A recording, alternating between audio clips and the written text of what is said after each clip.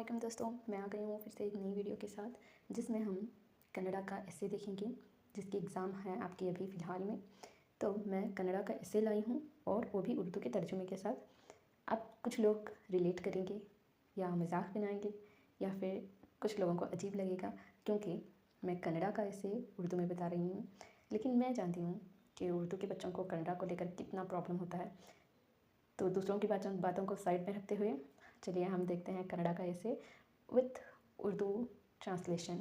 तो सबसे पहले आज हम एक ऐसे देखेंगे जो कि माहौलियाती तहफ़्फ़ुज़ पर होगा, जिसे कन्नड़ा में परिसर संरक्षण कहते हैं।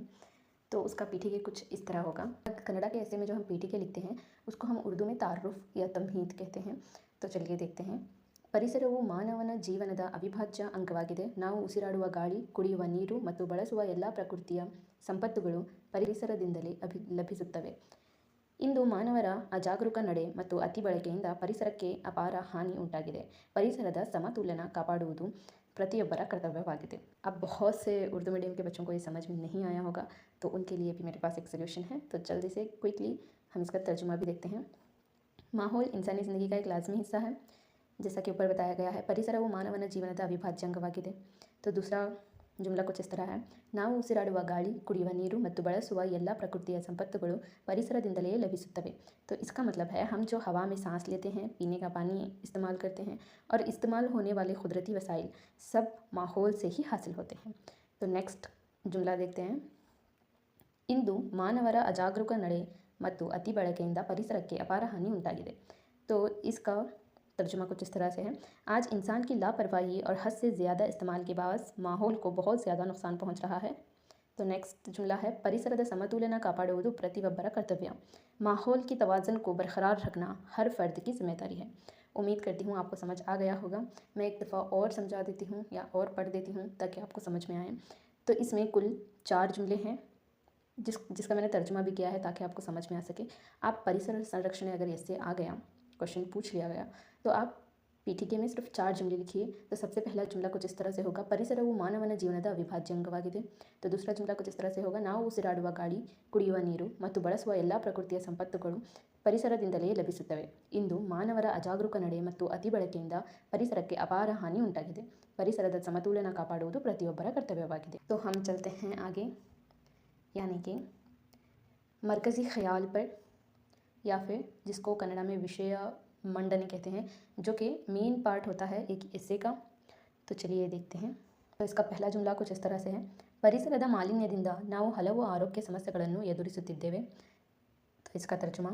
माहौलियाती आलूदगी की वजह से हम बहुत से सेहत की परेशानियों का सामना कर रहे हैं. नेक्स्ट जुमला है. ನಮ್ಮ ಜೀವನಕ್ಕೆ ಅಗತ್ಯವಾದ ಎಲ್ಲವೂ नैसर्गिक संपत्तुಗಳಿಂದ ಬರುತ್ತವೆ. हमारी ज़िंदगी के लिए ज़रूरी हर चीज़ कुदरती वसाइल से हासिल होती है. ಪರಿಸರವನ್ನು ನಾಶ ಮಾಡುವುದು ನಮ್ಮ ಭವಿಷ್ಯವನ್ನು ಅಪಾಯಕ್ಕೆ ತೆಗೆಯುತ್ತದೆ. अगर हम माहौल को तबाह करेंगे तो ये हमारे मुस्तकबिल को ख़तरे में डाल देगा. तो उम्मीद करती हूँ आपको समझ में आ गया होगा. मैं चाहती तो ऐसे ही आपको बता सकती थी, लेकिन मैंने उर्दू में ट्रांसलेट करके लिखा इसलिए है ताकि आप पॉज करके ख़ुद भी इसको पढ़ सकें और इसको समझ सकें. उम्मीद करती हूँ आपको समझ में आ गया होगा. तो एक और दफ़ा पढ़ लेते हैं. इसके भी 3 जुमले हैं. ಪರಿಸರದ ಮಾಲಿನ್ಯದಿಂದ ನಾವು ಹಲವು ಆರೋಗ್ಯ ಸಮಸ್ಯೆಗಳನ್ನು ಎದುರಿಸುತ್ತಿದ್ದೇವೆ. ನಮ್ಮ ಜೀವನಕ್ಕೆ ಅಗತ್ಯವಾದ ಎಲ್ಲವೂ ನೈಸರ್ಗಿಕ ಸಂಪತ್ತುಗಳಿಂದ ಬರುತ್ತವೆ. ಪರಿಸರವನ್ನು ನಾಶ ಮಾಡುವುದು ನಮ್ಮ ಭವಿಷ್ಯವನ್ನು ಅಪಾಯಕ್ಕೆ ತೆಗೆಯುತ್ತದೆ. तो नेक्स्ट देखते हैं. माहौलियाती नुकसान के अहम वजूहात. परिसर हानिಯ मुख्य कारणಗಳು. तो कौन से ऐसे वजूहात हैं जिसकी वजह से माहौल नुकसान होता है. तो सबसे पहला है मरा कड़िता. मरा प्लस कड़िता, मरा कड़िता, जिसका मतलब है दरख्तों की कटाई. तो इसका जुमला आप इस तरह से लिख सकते हैं. ಅರಣ್ಯಗಳ ಕಡಿತದಿಂದ ಗಾಳಿ ಶುದ್ಧವಾಗಿರಲು ಅಡ್ಡಿಯಾಗುತ್ತದೆ. ನಮ್ಮ ಪರಿಸರದ ಸಮತೋಲನ ಹಾಳಾಗುತ್ತದೆ. तो इसका क्या मतलब हुआ. जंगलात की कटाई की वजह से हवा की पाकीज़गी मुतासिर होती है और माहौलियाती तवाज़न बिगड़ जाता है. जिस तरह आप उर्दू में इसे लिखते हो, जिस तरह जुमले बना बना के लिखते हो, कन्नड़ा में भी इसी तरह लिखना होता है. पहला तो पॉइंट हो गया मरा कड़िತ. दूसरा पॉइंट है ಮಾಲಿನ್ಯ यानी आलूदगी. ಕೈಗಾರಿಕೆಗಳು ಮತ್ತು ವಾಹನಗಳಿಂದ ಹೊರಸೂಸುವ ಹೊಗೆ ಪರಿಸರವನ್ನು ಮಾಲಿನ್ಯಗೊಳಿಸುತ್ತವೆ. तो इसका मतलब है फैक्ट्रियों और गाड़ियों से निकलने वाला धुआं माहौल को आलूदा करता है.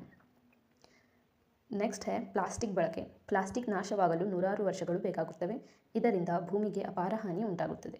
तो प्लास्टिक के गलने में सैकड़ों साल लगते हैं, जिससे ज़मीन को शदीद नुकसान पहुंचता है। तो इसमें भी 3 पॉइंट्स हैं। तो पहले विषय मंडन जो था उसमें 3 पॉइंट्स थे, और फिर परिसराहानिय मुख्य कारण जो है उसमें भी 3 पॉइंट्स हैं। तो टोटल हो गए 6 पॉइंट्स। और पीटीके में कितने पॉइंट्स थे? 4 पॉइंट्स। तो टोटल हो गए 10 पॉइंट्स। तो अब देखते हैं परिसर संरक्षणेಗಾಗಿ क्रमಗಳು, यानी कि माहौलियाती तहफ़्फ़ुज़ के लिए क्या क्या इक़दाम उठाने पड़ते हैं। ಮರಗಳನ್ನು ನೆಡುವುದು, हमने देखा तमही विषय मंडने में कि दरख्तों को काटने की वजह से माहौल को नुकसान होता है। तो अब हम इसके इक़दामात में, तहफ़्फ़ुज़ के इक़दामात में देखते हैं कि दरख्त लगाना, यानी कि ಮರಗಳನ್ನು ನೆಡೆಯುವುದು, ಹೆಚ್ಚು ಮರಗಳನ್ನು ನೆಡುವ ಮೂಲಕ ಪರಿಸರದ ಸಮತೋಲನ ಉಳಿಸಬಹುದು, यानी कि ज़्यादा से ज़्यादा दरख्त लगाकर माहौलियाती तवाज़ुन को बरकरार रखा जा सकता है। तो दूसरा पॉइंट जो है ಮಾಲಿನ್ಯವನ್ನು ಕಡಿಮೆ ಮಾಡುವುದು, आलूदगी को कम करना। हमने पिछले में देखा था कि आलूदगी की वजह से जो है माहौल बिगड़ रहा है। तो अब हम क्या देख रहे हैं कि आलूदगी को कम करना, ये इसके तहफ़्फ़ुज़ में आता है। ಕೈಗಾರಿಕೆ ಮತ್ತು ವಾಹನಗಳಿಂದ ಹೊರಬರುವ ಹೊಗೆಯನ್ನು ನಿಯಂತ್ರಿಸುವುದು ಅಗತ್ಯ। इसका मतलब क्या हुआ? फैक्ट्रियों और गाड़ियों से निकलने वाले धुएं को कंट्रोल करना ज़रूरी है। नेक्स्ट पॉइंट पुनर्बळके, यहाँ पुनर्बळका हो गया है, ये ऐसा नहीं है, इसको ब कर लेना, व को निकाल के ब कर लेना। पुनर्बळके है, इसका मतलब है ರೀಸೈಕ್ಲಿಂಗ್। पुनर्बಳಕೆಯ ಮೂಲಕ ತ್ಯಾಜ್ಯವನ್ನು ಕಡಿಮೆ ಮಾಡಬಹುದು ಮತ್ತು ಪರಿಸರವನ್ನು ಉಳಿಸಬಹುದು। इसका मतलब है ರೀಸೈಕ್ಲಿಂग के ज़रिए कचरे को कम किया जा सकता है, माहौल को तहफ़्फ़ुज़ किया जा सकता है। तो ये हो गए माहौल के तहफ़्फ़ुज़ के 4 पॉइंट्स। तो सबसे पहला पॉइंट में दरख्तों को लगाना, जिसको ಮರಗಳನ್ನು ನೆಡೆಯುವುದು कहते हैं, जिसका पॉइंट है ಹೆಚ್ಚು ಮರಗಳನ್ನು ನೆಡುವ ಮೂಲಕ ಪರಿಸರವನ್ನು ಸಮತೋಲನವನ್ನು ಉಳಿಸುವುದು। नेक्स्ट पॉइंट है ಮಾಲಿನ್ಯವನ್ನು ಕಡಿಮೆ ಮಾಡುವುದು, यानी कि आलूदगी को कम करना। ಕೈಗಾರಿಕೆ ಮತ್ತು ವಾಹನಗಳಿಂದ ಹೊರಬರುವ ಹೊಗೆಯನ್ನು ನಿಯಂತ್ರಿಸುವುದು ಅಗತ್ಯ।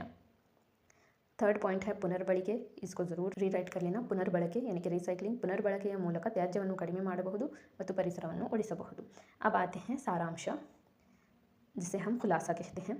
ಪರಿಸರ ಸಂರಕ್ಷಣೆ ನಮ್ಮೆಲ್ಲರ ಜವಾಬ್ದಾರಿಯಾಗಿದೆ। ಆರೋಗ್ಯಕರ ಭವಿಷ್ಯಕ್ಕಾಗಿ ಪರಿಸರವನ್ನು ಉಳಿಸಬೇಕಾಗಿದೆ। ನಾವು ಇಂದು ತೆಗೆದುಕೊಳ್ಳುವ ಕ್ರಮಗಳು ಮುಂದಿನ ಪೀಳಿಗೆಗೆ ಸುಸ್ಥಿರ ಜೀವನ ನೀಡಲಿದೆ, यानी कि माहौलियाती तहफ़्फ़ुज़ हम सब की ज़िम्मेदारी है। सेहतमंद मुस्तक़बिल के लिए हमें माहौल को तहफ़्फ़ुज़ रखना होगा। आज के हमारे इक़दामात आने वाली नस्लों को एक बेहतर ज़िंदगी फराहम करेंगे। नेक्स्ट है, ये ನಮ್ಮ अभिप्राय होना चाहिए, ना कि ನಿಮ್ಮ अभिप्राय। इसको भी रीराइट ज़रूर कर लेना। इसमें हम अपना ओपिनियन बताते हैं कि माहौल को किस तरह से तहफ़्फ़ुज़ में लाया जा सके या तहफ़्फ़ुज़ किया जा सके। ನಾನು ಪರಿಸರ ಸಂರಕ್ಷಣೆಯ ಮಹತ್ವವನ್ನು ಅರಿತುಕೊಂಡಿದ್ದೇನೆ। ಸ್ವಚ್ಛತೆ ಕಾಪಾಡುವುದು, ಮರ ನೆಡುವುದು ಮತ್ತು ಪರಿಸರ ಮಾಲಿನ್ಯವನ್ನು ತಡೆಯುವುದು ನನ್ನ ಕರ್ತವ್ಯ। ಎಲ್ಲರೂ सहकरिಸಿದರೆ ಮಾತ್ರ स्वच्छ ಮತ್ತು ಆರೋಗ್ಯಕರ ಪರಿಸರ ಸಾಧ್ಯ। इसका मतलब क्या है कि मैंने माहौलियाती तहफ़्फ़ुज़ की अहमियत को समझ लिया है। सफाई बरकरार रखना, दरख्त लगाना और माहौलियाती आलूदगी को रोकना मेरा फ़र्ज़ है। अगर सब मिलकर काम करें तो हम एक साफ़ और सेहतमंद माहौल हासिल कर सकते हैं। उम्मीद करती हूँ आप सबको समझ में आ गया होगा। अगर नहीं समझ में आया तो प्लीज़ कमेंट सेक्शन में ज़रूर बता देना, ताकि मैं अपनी आने वाली अगली वीडियो में सुधार ला सकूँ। अगर पसंद आ गया तो प्लीज़ चैनल को सब्सक्राइब ज़रूर कर लेना। इसके अलावा भी मैं आने वाले एग्ज़ाम्स की तैयारी के लिए अच्छे टॉपिक्स या क्वेश्चन पेपर्स सॉल्व ज़रूर करूँगी। या अगर आपको कोई टॉपिक समझ में नहीं आ रहा है तो मुझसे शेयर कर सकते हैं, बिना किसी झिझक के मैं समझा दूँगी, वो भी कुछ ही वक्त में। तो ओके, अल्लाह हाफ़िज़, अपना ख्याल रखें।